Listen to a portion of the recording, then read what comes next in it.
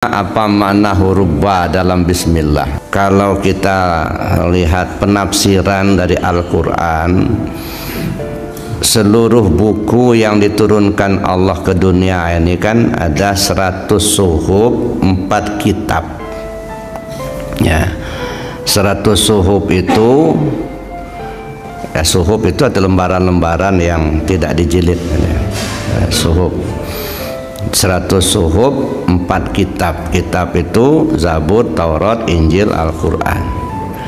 Jadi semua isi dari 100 suhuf dan 3 kitab itu terhimpun di dalam Al-Quran. Itu isinya.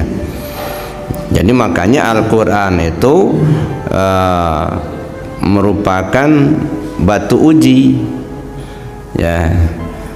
Syahrul Ramadan allazi unzila fihil Qur'an hudal linnas wa bayyinatim minal huda wal furqan. Jadi mereka Al-Quran itu sebagai batu uji. Kalau ada ajaran kitab sebelumnya itu sesuai dengan ajaran Al-Quran, berarti benar. Kalau ada ajaran kitab sebelumnya tidak sesuai dengan Al-Quran, berarti kitab itu sudah berubah. Nah, itu batu uji. Misalnya kalau dulu Nabi Isa mengatakan ini Rasulullah ilaikum, saya ini Rasulullah buat kalian. Nah setelah mangkat Nabi Isa, murid-muridnya mengatakan Isa itu anak Tuhan katanya. Nah udah mulai berubah. Datang Al-Quran, Qul huwallahu ahad, Allahus samad, lam yalid walam yulad walam yakul lahu kufuwan ahad. Jadi yang mengatakan Isa anak Tuhan itu berarti sudah berubah, bukan ajaran Isa itu. Jadi 100 suhuf dan 3 kitab sebelumnya terhimpun di dalam Al-Quran. Maksudnya isinya, isi Al-Quran itu terhimpun di dalam Al-Fatihah. Ya, kenapa? Karena Al-Fatihah itu terbagi 3 bagian. Ya, mulai Bismillahirrahmanirrahim, Alhamdulillah Rabbil Alamin, Ar-Rahmanirrahim, Malik Yaumiddin. Ini hanya untuk Allah saja nih, nggak ada untuk hamba enggak. Jadi artinya Al-Quran itu menceritakan tentang Allah dari sudut zat, sifat, asma dan afalnya. Itu satu. Mulai masuklah iyyaka na'budu iyyaka nasta'in. Nah ini menceritakan hubungan manusia dengan Allah. Kemudian berikutnya ihdinas siratal mustaqim siratal ladzina an'amta 'alaihim ghairil maghdubi 'alaihim waladdallin. Ini menceritakan tentang manusia. Karena yang diberi petunjuk kan manusia yang butuh petunjuk itu. Jadi Al-Quran itu isinya menceritakan dengan tingkah pola anak manusia di muka bumi. Maka disebutlah Al-Fatihah itu Ummul Kitab gitu ya. Kalau skripsi anak-anak mahasiswa kira-kira abstraknya lah gitu ya. Ummul Kitab.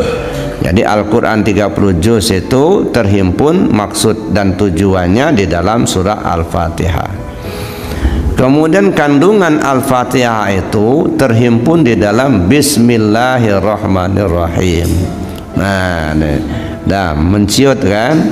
Nah, jadi kandungan Bismillahirrahmanirrahim itu terhimpun di dalam ba, titik ba.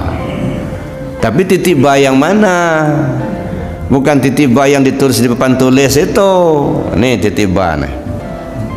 Nah, ini titik ba. Sebab ini ba, ini sin. Ini kan 3 giginya nih. Nah, di leher kita ini punggung nih. Nah, sin. Ini ujung sini mim, bismi gitu ya. Makanya di dalam Al-Quran dulu ada tulisan bismillah itu panjang. Set, nah panjang. Ini melambangkan nih. Titik banyak ya ini banyak. Artinya apa? Disinilah kalam Allah itu. Titik ba itulah yang disebut qalamullah ya ta. Allama bil qalam, allamal insana ma lam ya'lam. Allama bil qalam, Allah mengajar dengan pena. Mana penanya Allah? Ya ini. Ya, ketemu ya di akal kita. Ya ta. Allah transfer. Ya, ibarat pena kita nulis kan ide kita ditransfer lewat pena, lalu bisa dibaca. Ya, iradat Allah ditransfer melewat pikiran kita. Lalu kemudian muncullah kenyataan, ada listrik, ada komputer, itu ilmu Allah semua itu. Nah, ditransfer lewat penanya Allah. Ini penanya Allah. Jadi artinya Al-Quran itu disinilah tersimpannya itu. Kalau hanya Al-Quran tulisan saja kita nggak pahami. Nah, ini yang kejadian. Dibaca tiap waktu, hurimat alaikumul maitatu waddamu walahmul khinzir, tapi babi dimakan juga kata. Karena ini nggak jalan kata. Padahal Al-Quran kan hudal linnas, petunjuk. Nah, bagaimana kita mengikuti petunjuk itu kalau ini nggak jalan? Nah, disinilah tersimpannya titip ba itu, Pak.